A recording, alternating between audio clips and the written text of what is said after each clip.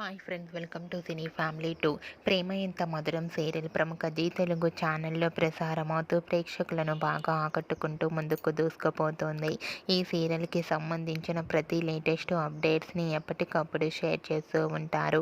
Prema Entha Madhuram serial hero heroine Arya Anu real name Sriram Venkat and Varsha. వీరిద్దరి జోడీకి చాలామంది ఫ్యాన్స్ ఉన్నారు.